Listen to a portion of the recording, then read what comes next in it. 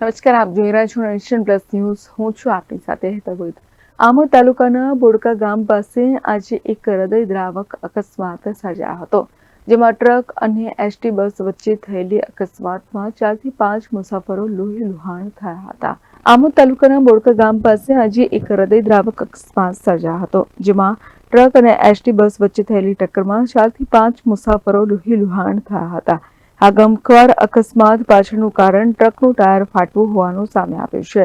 Tyre ફાટતા જ truck ચાલકે steering પરથી કાબુ ગુમાવી દીધો હતો, જેના પરિણામે ટ્રક સામેથી આવી રહેલી બસ સાથે ધડાકાભેર અથડાઈ હતી. અકસ્માતને પગલે હાઈવે પર મુસાફરોની ચીચિયારીઓ ગુંજી ઉઠી હતી અને અફરાતફરી મચી ગઈ હતી.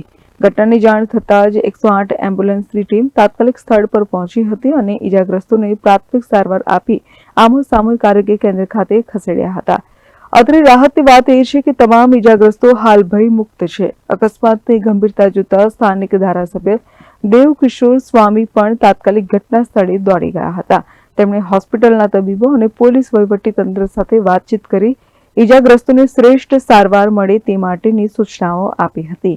આમોદ પોલીસે પણ ઘટના સ્થળે પહોંચીને અકસ્માતને કારણે ખોરવાયેલા વાહન વ્યવહારને પુનઃ કાર્યરત કરાવ્યો હતો અને અકસ્માતનો ગુનો નોંધી આગળની કાયદેસરની તપાસ હાથ ધરી છે.